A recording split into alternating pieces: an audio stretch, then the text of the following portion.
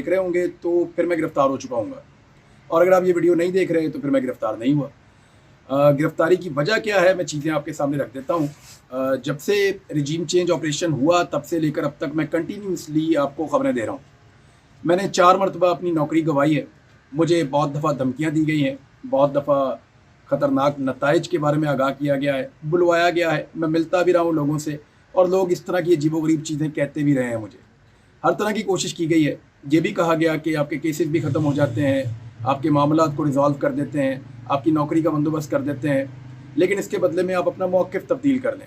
लेकिन रजीम change operation के बाद से लेकर अब तक मैंने अपना मौक़िफ़ तब्दील नहीं किया, और अपना मौक़िफ़ ना तब्दील करने की मैंने बार बार सज़ा काटी है। मेरे घर की दीवार की बैक साइड पे मेरे अम्मी अब्बू के कमरे के पास लाकर बंदा गोलियां मार मार के इन्होंने मारा, ताकि वो चिल्लाता रहे और हमारे घर के अंदर खौफ फैले।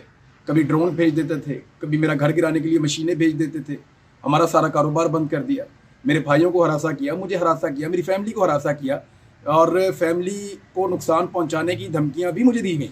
और अभी भी जब इमरान खान साहब को गिरफ़्तार किया गया तो मुझे पाकिस्तान से बाहर जाना था, और मैंने अपने जाने का प्रोग्राम फौरी तौर पे कैंसिल किया था, ये सोच कर के पाकिस्तान में हालात कुछ बेहतर हो जाएंगे तो उसके बाद मैं पाकिस्तान से बाहर जाऊंगा। लेकिन बजाय इसके कि कवरेज करने दी जाती, बजाय इसके कि बात करने दी जाती, पूरे पाकिस्तान में इंटरनेट सर्विसेज बंद कर दी गई हैं। मैं पिछले 2 दिनों से मुख्तलिफ इलाकों में घूम कर अपनी वीडियोज़ रिकॉर्ड कर रहा हूँ। कभी कहीं से रिकॉर्ड करते हैं जाके, कभी कहीं रिकॉर्ड करते हैं जाके, अपलोड कहीं और से करते हैं। तो यहाँ पे इंटरनेट की फैसिलिटीज़ भी मौजूद नहीं है, और दरबदर होकर हम अपना काम कर रहे हैं। दरबदर होने की वजह यह है कि हमारे घरों पे छापे मारे जा रहे हैं।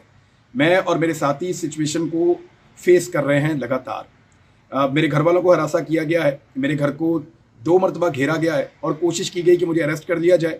मैं ये चीज़ें इससे पहले वीडियोज़ में आपको इसलिए नहीं बता रहा था कि और बहुत बड़ी खबरें हैं जिनके बारे में मैं बात कर रहा था। तो मेरी इन्फॉर्मेशन के मुताबिक रायवंड से बाकायदा अहकामात जारी किए गए हैं कि हर हाल में मुझे गिरफ़्तार किया जाए।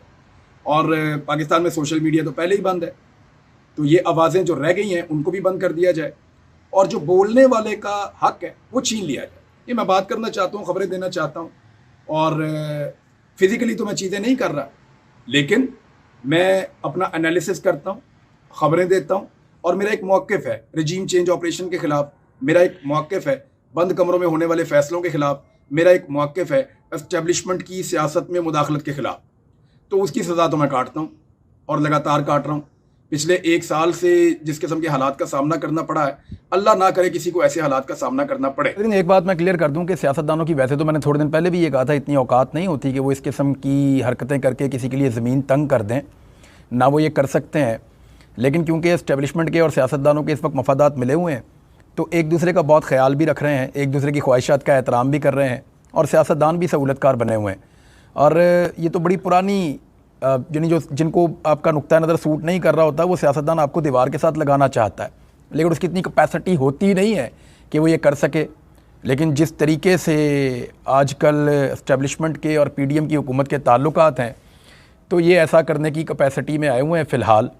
और मैं अपने मौके पे अभी भी कायम हूँ कि इस्टेब्लिशमेंट अगर बीच में से निकल जाए तो ये लोग कुछ भी नहीं कर सकते। इस्टेब्लिशमेंट अगर न्यूट्रल हो तो ये लोग कुछ नहीं कर सकते। अब ज़रा आ जाए मेरी गिरफ्तारी की वजह की तरफ। तो मुझे जनाब गिरफ़्तार कर दिया गया है सियालकोट एयरपोर्ट से। मैं ओमान जा रहा था सियालकोट एयरपोर्ट से, और वो मैं इसलिए जा रहा था कि एक तो पाकिस्तान के अंदर वीडियोस अपलोड करना हमारे लिए चैलेंज बन गया है। पुलिस और मुख्तलिफ लोग जो हैं वो हमारे पीछे लगे हुए हैं, और कुछ कानून नाफिज करने वाले ऐसे इदारे हैं जो यूनिफॉर्म में भी नहीं हैं, वो भी हमारा पीछा कर रहे हैं। तो मुख्तलिफ किस्म के लोग हर जगह पे हमें ढूंढते फिर रहे हैं। जहाँ जहाँ पे मैं हो सकता हूँ वहाँ पे सूंघा जा रहा है, वहाँ पे चेक किया जा रहा है। और अभी तक तो मैं गिरफ़्तार नहीं हुआ जिस वक्त मैं ये वीडियो रिकॉर्ड कर रहा हूँ, लेकिन जब आप ये वीडियो सुन रहे हैं तो मैं सियालकोट एयरपोर्ट से ओमान जाते हुए गिरफ़्तार हो गया हूँगा। और उसकी वजह यह है कि मैं बात करना चाहता हूँ, बोलना चाहता हूँ। हमने जब मशवरा किया, मैंने अपनी टीम के मेंबर से, बाकी दोस्तों से मशवरा किया, और बहुत सारे लोगों ने मुझे ये मशवरा दिया कि आपको बोलना ज़्यादा ज़रूरी है, फ़िज़िकल अपीयरेंस से ज़्यादा ज़रूरी है कि आप बोलते रहें, आपकी आवाज़ पहुँचती रहे, आपके ज़रिए से ख़बरें मिलती हैं, आपके ज़रिए से इन्फॉर्मेशन मिलती है। लिहाजा इन्फॉर्मेशन के हुसूल के लिए आपका बोलते रहना ज़रूरी है।